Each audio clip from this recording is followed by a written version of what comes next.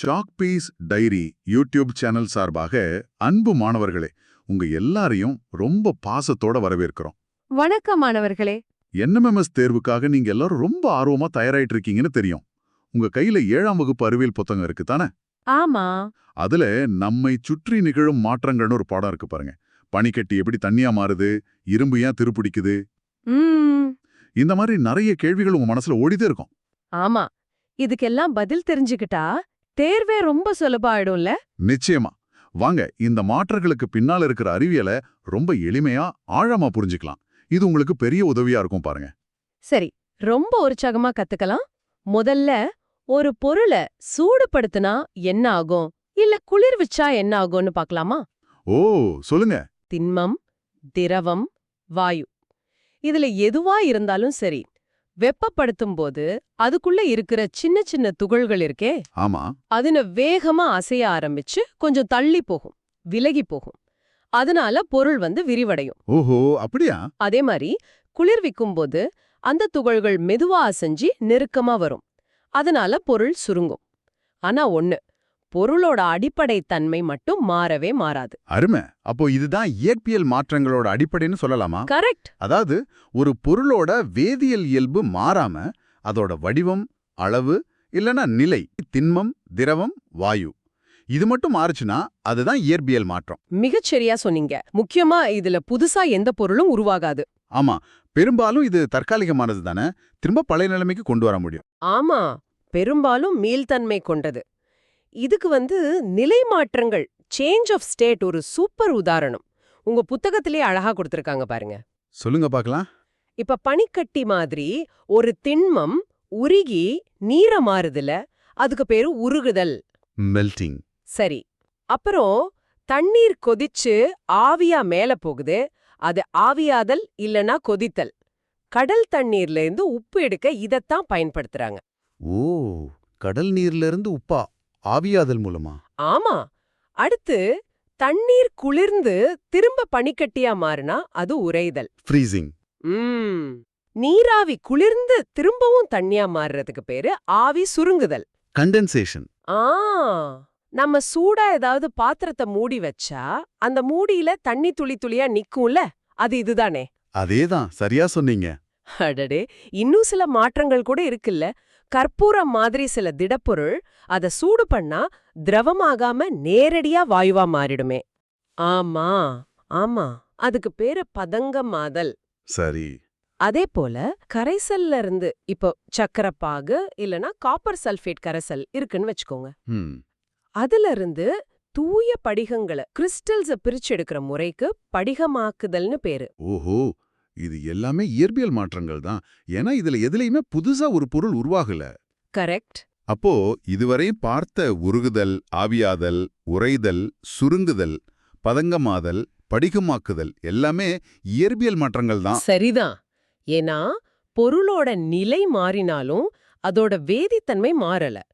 H2O தண்ணியா இருந்தாலும், பனிக்கட்டியா இருந்தாலும், நீராவியா இருந்தாலும் அது H2O தான்.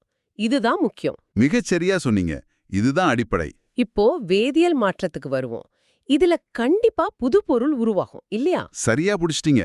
வேதியியல் மாற்றம்னா பொருளோட வேதியியல் ஏடே மாறி முற்றிலும் புதிய பண்புகளோட ஒரு புதிய பொருள் உருவாகும். ஓ, இது நிரந்தரமானதா? ஆமாம், இது நிரந்தரமானது, மீள்தன்மை இல்லாதது. அதாவது பழைய பொருளை திரும்ப பெற முடியாது. இது எங்கெல்லாம் பயன்படுது? நாம பயன்படுத்துற மருந்துகள், பிளாஸ்டிக், சோப்பு, உரம் தயாரிக்கிறது, தாதுக்களிலிருந்து உலோகங்களை பிரித்தெடுக்கிறது, இதுக்கெல்லாம் வேதியியல் மாற்றங்கள் தான் அடிப்படை. இரும்பு துருப்பிடிக்கிறது இதுக்கு ஒரு நல்ல உதாரணம்னு சொன்னீங்க. அது எப்படி நடக்குது? கொஞ்சம் விளக்கமா சொல்லுங்களேன். ஆமா, இரும்பு Fe காற்றில் உள்ள ஆக்சிஜன் O2, ஈரப்பதம் அதாவது நீர் H2O, இதோட வினை பொருந்து இரும்பு ஆக்சைடுங்கிற ஒரு புதிய பொருளை உருவாக்குது. அதுதான் துரு. ஆமா, அதுதான் துரு. இது இரும்பை விட வேற பண்புகளை கொண்டது. அதனாலதான் இரும்பை துருவிலிருந்து பாதுகாக்க பெயிண்ட் அடிக்கிறோம். கிரீஸ் பூசுறது. ஆமா, கிரீஸ் பூசுறோம், இல்ல துத்தநாகம் பூசுறோம். அதுக்கு நாகமுலாம் பூசுதல்னு பேரு. ஓ, சரி சரி. எரிதல் பத்தி சொல்லுங்க. பேப்பரை எரிச்ச சாம்பல் வருதுல்ல, அதுவும் வேதியியல் மாற்றமா? கண்டிப்பா. எரிதல், கம்பஷன்ங்கிறது ஒரு பொருள் ஆக்சிஜனோட வேகமா வினை புரிந்து வெப்பத்தையும் ஒளியையும் கொடுக்குது. சரி. காகிதம் எரிஞ்சா அது கார்பன் டை ஆக்சைடு வாயுவையும் சாம்பலையும் கொடுக்குது. இது ரெண்டும் புதிய பொருள்கள். அதே மாதிரி மெக்னீசியம் நாடாவை எரிச்சா அது பிரகாசமான ஒளியோட எரிந்து மெக்னீசியம் ஆக்சைடு MgOங்கிற வெள்ளை நிற சாம்பலை கொடுக்கும். இது எல்லாமே புதிய பொருட்கள். அதனால் வேதியியல் மாற்றம்தான். பால் தயிரா மாறுறது. தயிர்லேருந்து பாலை திரும்ப எடுக்க முடியாதே, அதுவும் அப்படிதானா? அதுவும் வேதியியல் மாற்றம்தான். பாலில் உள்ள லாக்டோஸ்ங்கிற சர்க்கரைய லாக்டோபேசில்லஸ்ங்கிற பாக்டீரியா லாக்டிக் அமிலமா மாத்திடுது. ஓ, பாக்டீரியா வேலை செய்யுதா? ஆமா, அதனாலதான் பாலோட சுவை, மனம், தன்மை எல்லாமே மாறி தயிர் கிடைக்குது. இது மீள முடியாத வினை. சரி, நுதித்தல்னு ஒண்ணு இருக்கே. ஆமா, நுதித்தல் ஃபர்மெண்டேஷன். ஈஸ்ட் மாதிரியான நுண்ணுயிரிகள் சர்க்கரை கரைசல ஆல்கஹால் மற்றும் கார்பன் டை ஆக்சைடா மாத்துறது. இட்லி மாவு புளிக்கிறதும் இதேதானா? ஆமா, இட்லி மாவு புளிக்கிறதும் இதுக்கு உதாரணம். இத லூயி பாஸ்டர் கண்டுபிடிச்சார். சமையல் சோடாவும் எலுமிச்சஞ்சாரும் சேர்ந்தா நுரைச்ச பொங்குமே, அதுல என்ன நடக்குது? அதுவும் ஒரு வேதியியல் வினைதான். சமையல் சோடா, அதாவது சோடியம் பைகார்பனேட், ஒரு காரம். சரி. எலுமிச்சை சாற்றில் உள்ள சிட்ரிக் அமிலம் ஒரு அமிலம். இது ரெண்டும் சேரும்போது வினை புரிந்து சோடியம் சிட்ரேட்ங்கிற உப்பு, நீர் மற்றும் கார்பன் டை ஆக்சைடு வாயு உருவாகுது. ஓ, அந்த வாயுதான் நுரையா வருது. ஆனா அந்த வாயு தான் குமிழ்களா நுரைத்து பொங்குதல் வெளியே வருது. சரி, இந்த வேதியியல் மாற்றம் நடக்க என்னென்ன காரணங்கள் இருக்கலாம்? பொதுவாக வெப்பம், ஒளி, அழுத்தம், சில வேதிப்பொருட்களை சேர்க்கிறது மாதிரியான காரணங்களால வேதியியல் மாற்றங்கள் நிகழலாம். ஒரு மாற்றம் நடக்குதுன்னா எப்படி கண்டுபிடிக்கிறது? அதுக்கு ஏதாவது அறிகுறிகள் இருக்கா? இருக்கு. வெப்பம், ஒளி அல்லது ஒளி வெளிப்படலாம், வாயு உருவாகலாம். நிறம் மாறுமா? நிறம் மாறலாம், மனம் மாறலாம், அல்லது வீழ்படிவு உருவாகலாம். வீழ்படிவுனா? வீழ்படிவுனா வினை நடக்கும்போது கரையாத ஒரு திடப்பொருள் அந்த கரைசல்ல கீழே தங்குறது. ஓ, பட்டாசு வெடிக்கிறது இது எல்லாத்துக்கும் ஒரு நல்ல உதாரணம். சத்தம், ஒலி, வெப்பம், வாயு எல்லாம் வருது இல்லையா? ஆமா. அப்போ வெப்பத்தை வச்சு வேதி வினைகளை பிரிக்கலாமா? பிரிக்கலாம். ஒரு வினை நடக்கும்போது வெப்பம் உறிஞ்சப்பட்டால், அதாவது எடுத்துக்கொண்டால் அது வெப்ப ஏற்பு வினை, எண்டோதெர்மிக். உருகுதல், பதங்கமாதல் மாதிரி. சரியா சொன்னீங்க. வினை நடக்கும்போது வெப்பம் வெளியிடப்பட்டால் அது வெப்ப உமிழ்வினை, எக்ஸோதெர்மிக். எரிதல், உறைதல், ஆவி சுருங்குதல் மாதிரி. அதேதான். கடைசியா கால ஒழுங்கு, கால ஒழுங்கற்ற மாற்றங்கள்னா என்ன? பேர்லயே இருக்கே. ஆமாம், குறிப்பிட்ட கால இடைவெளியில் திரும்ப திரும்ப நடந்தா அது கால ஒழுங்கு மாற்றம், பீரியாடிக் சேஞ்ச். உதாரணம்? பூமி சுத்துறதால வர்ற பகல் இரவு, கடிகார முள் சுத்துறது, நம்ம இதய துடிப்பு மாதிரி. சரி, அப்போ கால ஒழுங்கற்ற மாற்றம் அப்படி சீரான கால இடைவெளியில நடக்காம எப்ப வேணாலும் நடக்கலான்னா அது கால ஒழுங்கற்ற மாற்றம், நான் பீரியாடிக் சேஞ்ச். பூகம்பம் வர்றது, மழை பெய்யறது, மரம் திடீர்னு உடையிறது மாதிரி. வாவ், எவ்வளவு விஷயங்களை இவ்வளவு சுலபமா புரிஞ்சுக்கிட்டோம் பாருங்க. அப்போ சுருக்கமா சொன்னா, ஒரு மாற்றத்துல பொருளோட வேதியியல்பு மாறாம வடிவம், நிலை மட்டும் மாறினா அது இயற்பியல் மாற்றம், புது பொருள் உருவாகாது. சரி. ஆனா வேதி இயைபே மாறி புதுசா ஒரு பொருள் உருவாயிடுச்சுன்னா அது வேதியியல் மாற்றம். இதான் அடிப்படை. ஆமா. இந்த வேறுபாட்டை நல்லா புரிஞ்சுக்கிட்டா போதும், நீங்க தான் கெத்து. சரியா சொன்னீங்க. இந்த அடிப்படை புரிஞ்சுட்டா எந்த கேள்வியையும் நீங்க அசால்ட்டா எதிர்கொள்ளலாம். சரி, ஒரு நோட்டு, பேனா எடுத்துக்கோங்க. நான் இப்போ ஒரு 5 கேள்வி கேட்குறேன். கவனமா கேட்டு உங்களுக்கு தோன்ற பதிலை எழுதுங்க. நான் கேள்வியை மட்டும்தான் கேட்பேன், பதில் அப்புறமா பார்க்கலாம். ரெடியா? முதல் கேள்வி, திண்ம பொருள் இருக்குல்ல, அது திரவமா மாறாம நேரடியா வாயு நிலைக்கு போகுமே, அந்த நிகழ்வோட பெயர் என்ன? யோசிச்சு எழுதுங்க. சரி, 2வது கேள்விக்கு போலாமா? ஒரு வேதிவினை நடக்கும்போது அதுல எந்த மாற்றமும் அடையாம ஆனா அந்த வினையோட வேகத்தை மட்டும் கூட்டுற ஒரு பொருள், அதுக்கு என்ன பேரு? கொஞ்சம் யோசிங்க.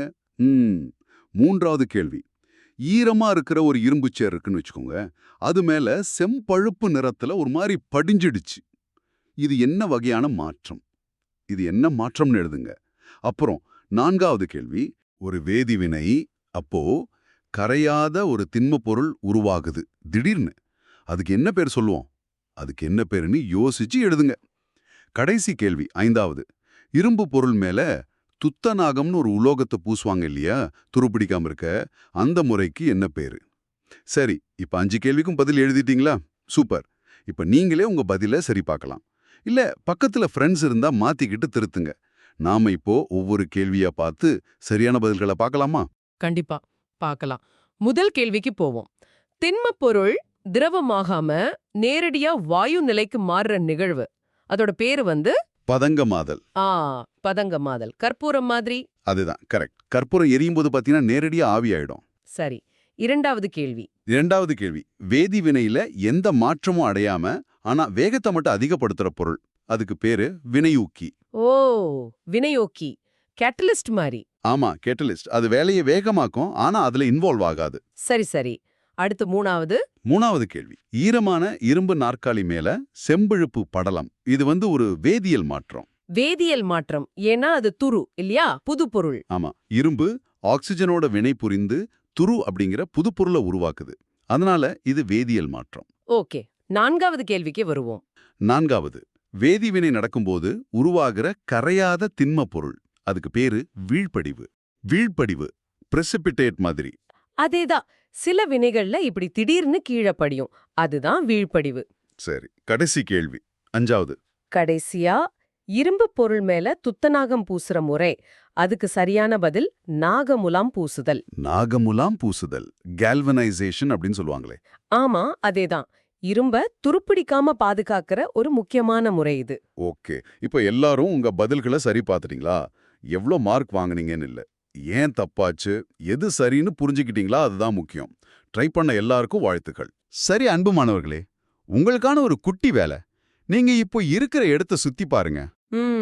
அடுத்த ஒரு நிமிஷத்துல உங்களை சுத்தி எத்தனை இயற்பியல் மாற்றங்கள், எத்தனை வேதியியல் மாற்றங்கள் நடக்குதுன்னு ஒரு லிஸ்ட் போட முடியுமா? யோசிச்சு பாருங்க, ரொம்ப சுவாரஸ்யமா இருக்கும். நல்ல பயிற்சி இது. ஆமா, தொடர்ந்து சாக்பீஸ் டைரியுடன் இணைந்திருங்கள். விடாமுயற்சியோட படிங்க, வெற்றி உங்க கையில தான். தேர்வுல ஜெயிச்சு உங்க பெற்றோரை பெருமைப்படுத்துங்க. உங்களால நிச்சயம் முடியும். வாழ்த்துக்கள். வாழ்த்துக்கள்.